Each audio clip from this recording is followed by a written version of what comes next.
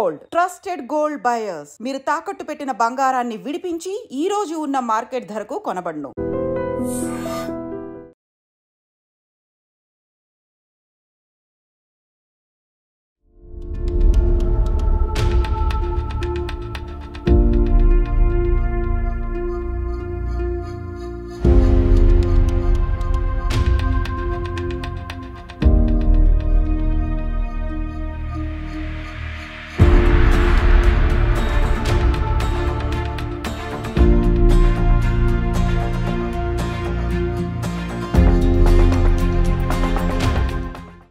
అమ్మాయిల మీద అఘాయిత్యాలు ఇది ఎంత కామన్ గా అయిపోయిందంటే రోజు ఎక్కడో ఒక చోట అనడానికి లేదు. నిజం చెప్పాలంటే కూడా అసలు మల్టిపుల్ ప్లేసెస్ లో ఇట్లాంటి సంఘటనలు జరుగుతున్నాయి. షీ టీమ్స్ వచ్చాయి, పోలీస్ వ్యవస్థ చాలా బాగుంది, అయినా సరే అక్కడక్కడ ఇట్లాంటి సంఘటనలు అయితే జరుగుతున్నాయి.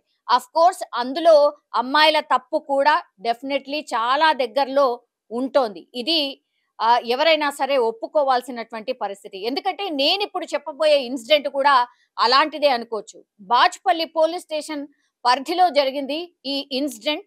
ఎందుకంటే ఓ అమ్మాయి బయోమెడికల్ స్టూడెంట్, ఆమె చెన్నైలో చదువుకుంది.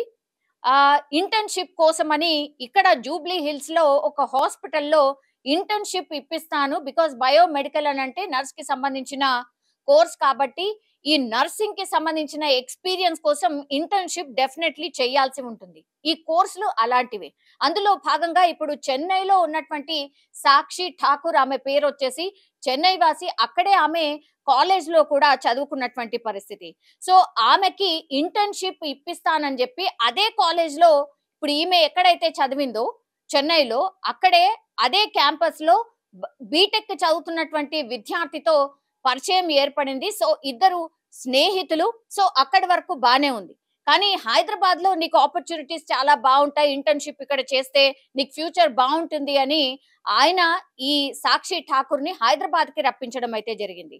హైదరాబాద్ కి రప్పించిన తర్వాత ఆమెని ఒక విమెన్ లేడీస్ కి సంబంధించిన ఈ హాస్టల్స్ ఉంటాయి కదా, అక్కడే పెట్టారు. కానీ ఇక్కడే ఒక ట్విస్ట్ ఏంటంటే, పూర్తిగా స్నేహితుడు, ఆయన హెల్ప్ చేస్తున్నాడు, ఇది పూర్తిగా నమ్మింది సాక్షి ఠాకూర్. కానీ వీళ్ళ వెనకాల ఉన్నటువంటి ఈ క్రిమినల్ మైండ్ ఏదైతే ఉందో అది మాత్రం పూర్తిగా ఈ సాక్షి ఠాకూర్ పాలిట శాపంగా మారిపోయింది అనుకోవచ్చు. ఎందుకంటే కేపీహెచ్పికి సంబంధించిన ఈ వ్యక్తి ఎవరైతే ఉన్నారో ఆ అమ్మాయిని హాస్టల్ దగ్గర దిగబెట్టిన తర్వాత, ఈ రోజు మా ఫ్రెండ్ వాళ్ళ ఇంట్లో ఒక పార్టీ ఉంది, నువ్వు నిజాంపేట్కి సంబంధించిన స్నేహితుడు దగ్గరలో దట్టు ఆ కాలనీలో హరి అనే ఒక అబ్బాయి కూడా ఉంటాడు. అది ఎక్కడ అనంటే ఇది నిజాంపేట రాజీవ్ గృహకల్పలో ఉన్నటువంటి ఒక రూమ్ లో హరి అనే అతను కూడా ఉంటాడు. సో వీళ్ళందరూ కూడా ఒక చిన్న పార్టీ ఉంది రా అంటే సాక్షి కూడా వెళ్ళింది, అందరూ కలిసి పార్టీ కూడా చేసుకున్నారు. బట్ అక్కడ రాజీవ్ గృహకల్ప అంటే మనకు తెలుసు, అందరూ కూడా అక్కడ ఫ్యామిలీస్ ఉంటాయి, పిల్లలు ఉంటారు, అందరూ ఉంటారు, మనకందరికీ తెలిసిందే. సో అట్లాంటి ప్లేస్ లో రాత్రి పూట ఈ పార్టీ జరిగిన తర్వాత ఇప్పుడు ఈ అజయ్ అనే వ్యక్తి ఎవరైతే రప్పించాడో ఆ అజయ్ అనే వ్యక్తి ఫస్ట్ ఆ మద్యం మత్తులో ఉన్నటువంటి ఆ యువతి మీద లైంగికంగా దాడి చేసినట్టుగా చెప్పినటువంటి పరిస్థితి. ఆ తర్వాత ఈ అజయ్ అనే వ్యక్తి బయటికి వెళ్ళాడు. బయటికి వెళ్ళిన తర్వాత ఈ హరి, యాక్చువల్లీ రూమ్ వచ్చేసి హరిది, సో అతను కూడా అదే అదునుగా చూసుకొని ఆ అమ్మాయి పైన లైంగికంగా దాడి చేయబోతుంటే గట్టిగా కేకలు వేసినటువంటి పరిస్థితి. సో చుట్టుపక్కల వాళ్ళు, అంటే రాత్రిపూట జరిగింది కాబట్టి చుట్టుపక్కల వాళ్ళు అందరు కూడా ఉంటారు కాబట్టి గట్టిగా కేకలు వినిపించడంతో అక్కడున్న చుట్టుపక్కల వాళ్ళు అందరూ కూడా వచ్చి అక్కడ ఆ అమ్మాయిని సేవ్ చేసినటువంటి పరిస్థితి అయితే కనిపిస్తోంది. దీంతో పోలీసులు ఈ ఇన్ఫర్మేషన్ అందుకున్నారు. ఆ తర్వాత పోలీసుల దగ్గరికి వెళ్లి కూడా ఈ అమ్మాయి ఎవరైతే ఉన్నారో అసలు ఏం జరిగింది ఇన్సిడెంట్ లో, వీళ్ళెవరు, వీళ్ళు ఎట్లా పరిచయము, ఎందుకు వచ్చింది ఏంటి అనేది కూడా పూర్తిగా చెప్పినట్టుగా చెప్తున్నారు. సో పూర్తిగా ఈ కేసుకి సంబంధించి ఇన్ఫర్మేషన్ తీసుకున్నటువంటి పోలీసులు ఈమె చెన్నైకి సంబంధించిన వ్యక్తి ఇక్కడ ఇంటర్న్షిప్ కోసం వచ్చింది. ఆ తర్వాత స్నేహం ద్వారా ఇప్పుడు ఈ పార్టీకి అని పిలవడంతో ఆమె వచ్చింది. కానీ పూర్తిగా ఆమెను మోసం చేసినట్టుగా, అట్లాగే మాయ మాటలు చెప్పి ఇక్కడి వరకు రప్పించినట్టుగా పోలీసులకు ఈ అమ్మాయి ఫిర్యాదు చేసింది. అట్లాగే లైంగికంగా దాడి చేసినట్టుగా కూడా ఫిర్యాదులు అయితే పేర్కోవడం జరిగింది. సో ఈ అంతటి ఎపిసోడ్ ని చూసిన తర్వాత పోలీసులు అమ్మాయికైతే చెప్పినటువంటి సిచ్యువేషన్, మీరు అంటే మద్యం తాగడం నేరం, అది కూడా మీకు తెలిసిందే కదా. అట్లాగే అబ్బాయిలను నమ్మి మీరెట్లా వచ్చారు, మీకు అసలు ఇక్కడ ఎవరూ తెలియదు, కేవలం ఈ అజయ్ అనే వ్యక్తి మాత్రమే మీకు పరిచయం, ఎట్లా వచ్చారు ఏంటి అనేది ఆరా తీసినటువంటి పరిస్థితి అయితే ఉంది. అట్లాగే కేసు కూడా ప్రస్తుతం పోలీసులు అయితే ఫైల్ చేశారు. కానీ చుట్టుపక్కల ఎవరైతే ఈ ఇన్సిడెంట్ చూసారో వీళ్ళందరూ కూడా ఒకటే చెప్తున్నారు, యాక్చువల్లీ వీళ్ళు బ్యాచులర్ కి సంబంధించిన రూమ్ ఇది.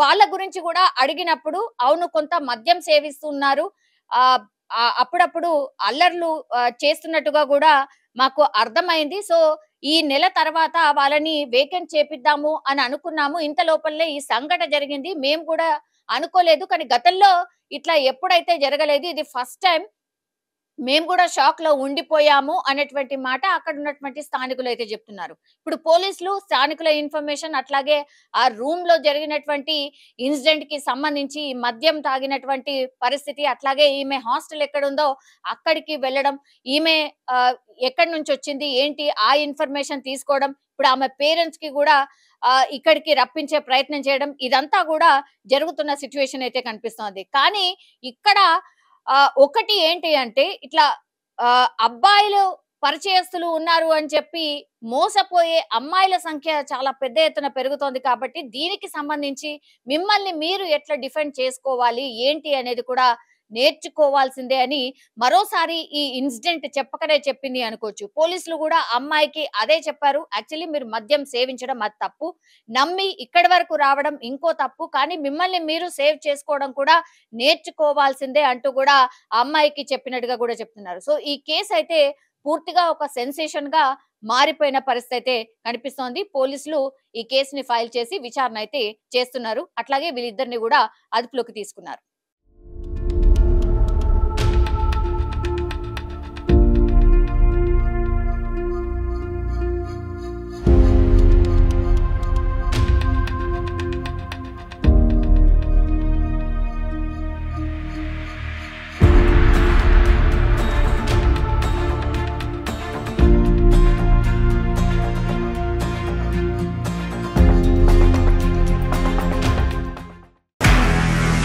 నిజంగా ప్రస్తుతం ఉన్నటువంటి సమాజం దేనికి ప్రయారిటీ ఇస్తుంది? ఆర్థిక సంబంధాల చుట్టూ మాత్రమే తిరుగుతోంది. మళ్ళీ ఎన్నికలంగానే చాలా విరక్తి కలుగుతున్నాం. మంచి అనిపిస్తుంది కదా, లేడీస్ కూడా ఛాలెంజింగ్ జాబ్స్ చేసినప్పుడు చాలా బాగుంటది. ట్రాఫిక్ అసిస్టెంట్స్ గా నియమించిన ట్రాన్స్జెండర్స్ అందరితో సాల్యూట్ చేయించుకుంటున్నారు. ఫుడ్ డెలివరీ ఇవ్వటానికి వెళ్ళినటువంటి డెలివరీ బాయ్ అనిల్ పై కళ్ళ ముందు పెళ్ళండి కొట్టి